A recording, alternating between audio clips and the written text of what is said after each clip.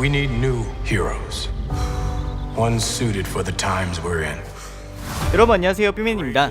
오늘은 디즈니 플러스 드라마 팔콘과 윈터 솔저의 첫 번째 에피소드와 이를 통해 확인할 수 있었던 점들을 총정리해보려고 합니다.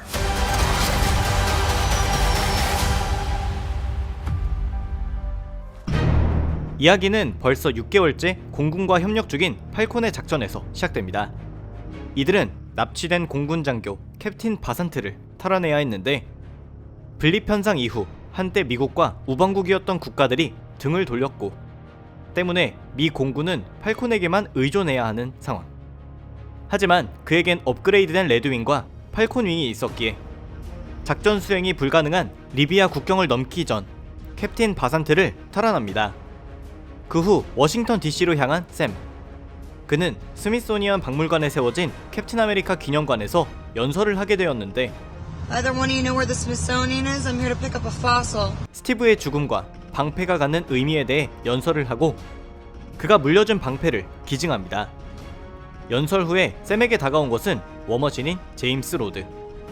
두 사람은 잠시 대화를 나누게 되는데 그는 샘에게 왜 캡틴 아메리카의 역할을 물려받지 않는지 물었고 샘은 방패가 그저 스티브의 것으로 느껴진다 이야기합니다. 비슷한 시각 버키는 냉혹한 킬러로 활동하던 때에 악몽을 꾸고 있었습니다. 이 꿈에서 사람들을 죽이고 작전지에 있던 평범한 목격자도 죽이게 되는데 와칸다에서 지내는 동안 평온했던 그는 다시 정신적으로 무너지기 시작한 상황. 미국 정부에서는 그가 저지른 일들을 무마해주는 조건으로 그의 정신적인 상태를 공유하고 더 나아지기 위해 노력하는 것을 내걸었는데 상담사는 그가 윈터 솔저였을 때 관련자들을 모두 찾아가서 첫째, 불법적이지 않게, 둘째, 누구도 다치게 하지 않고, 셋째, 나는 더 이상 윈터 솔저가 아니다. 나는 제임스 뷰캐넌 반지다. 너를 찾아온 것은 내가 더 나아지기 위해 노력한다는 걸 보여주기 위해서이다. 라는 멘트와 함께 미소를 던지라고 했습니다. 하지만 이런 억지스러운 행동으론 그의 상태를 나아지게 할 수 없었습니다. 상담 후 버키는 동네 할아버지 요리와 술 한잔을 하게 되는데 사실 요리는 버키가 윈터 솔저였을 때 죽였던 남자의 아버지였습니다. 하루는 죄책감을 견디다 못해 요리의 집에 찾아가 상담사가 요청한 3가지를 하려고 했는데 마침 요리는 아들의 사진 앞에 향을 피워놓은 상황이었고 버키는 차마 말하지 못하고 다시 등을 돌립니다. 한편 방패를 기증한 샘은 이후 가족들이 있는 루이지애나주로 향하는데 이곳엔 2명의 조카와 그의 누이가 살고 있었습니다. 그녀는 부모님이 돌아가시고 거기에 샘도 분립으로 인해 5년간 사라지자 혼자서 윌슨 가족 어업을 운영하고 있었는데 하지만 몇 년간 지속된 적자에 배도 정리하려 했고 샘은 자신이 유명한 슈퍼히어로니 함께 은행을 가서 대출이라도 받아보자고 합니다.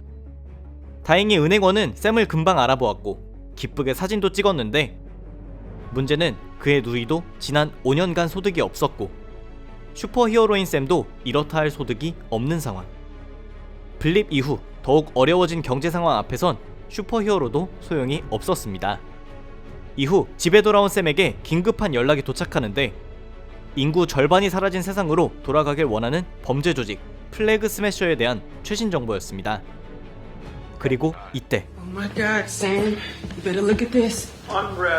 TV에서 방영되는 더 긴급한 소식. We also need a hero to defend this country. You're new Captain America. 샘이 박물관에 기증한 방패는 새로운 캡틴 아메리카가 들게 되었습니다.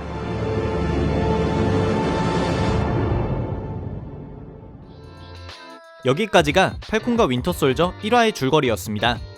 팔콘과 윈터 솔저는 어벤져스 엔드게임으로부터 6개월 뒤의 이야기를 그리고 있는데 이는 엔드게임으로부터 3주 후에 있었던 완다비전 사건과는 약 5개월 정도의 시간적 차이입니다. 이제는 기정사실화를 하듯 아이언맨 토니 스타크와 캡틴 아메리카 스티브 로저스의 죽음을 공공연히 언급하는 것을 확인할 수 있었고 And he's gone. Did Stark pay you when he was around? My condolences, by the way. 이제껏 분립 사건 이후 세상에 대해 크게 다루지 않았던 스파이더맨 파프롬 홈과 완다비전과는 달리 팔콘과 윈터 솔저는 사회적, 경제적, 정치적으로 분립이 어떤 영향을 주었는지 보여주고 있고 앞으로도 작품 내내 분립 현상이 가져온 문제들을 본격적으로 다룰 예정입니다. 1화는 남은 에피소드들의 기반을 다지는 용도라서 긴박한 액션은 거의 없었지만 이제껏 캡틴 아메리카의 사이드킥 정도로 여겨져서 멋진 액션 분량이 부족했던 팔콘의 진화한 액션을 엿볼 수 있었는데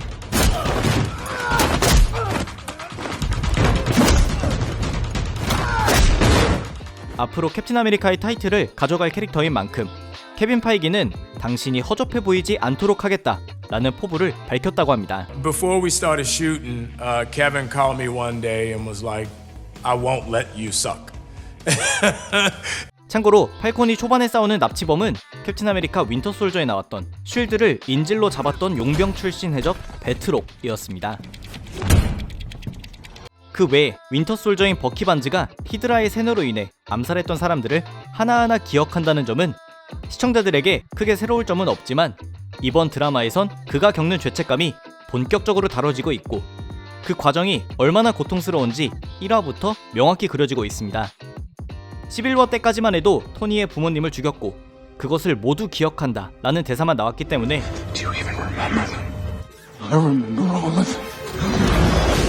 관객들 입장에선 기억을 하는데 그래서 미안하다는 건지 아니면 어쩌라고 식의 태도로 나오는 건지 판가름하기 힘들었는데 이번 드라마를 통해 그의 심리를 더 깊게 시청자들에게 보여주고 이해와 공감을 얻어가는 과정이 있을 것으로 보입니다. 마지막으로 무수히 많은 유출샷과 예고편에서 뒷모습과 하이파이브만 보여줬던 새로운 캡틴 아메리카가 공개되었습니다. 드라마에선 새로운 캡틴 아메리카라는 타이틀로 소개했는데 원작에선 US 에이전트라는 이름의 이 캐릭터는 전 세계를 수호하는 히어로가 아닌 미국을 수호하는 히어로라는 원작의 설정을 그대로 따라가고 있습니다. 과연 심리치료를 받고 있는 버키, 가족들 먹여 살리기에도 빠듯한 샘은 어떤 과정을 거쳐서 캡틴 아메리카 타이틀과 방패의 진정한 후계자가 될지 팔콘과 윈터솔저 1화는 디즈니 플러스에서 나머지 에피소드는 매주 1화씩 공개될 예정입니다. 오늘의 영상도 재밌거나 유익했다면 추천과 댓글 그리고 구독도 부탁드립니다. 감사합니다. 지금까지 삐맨이었습니다.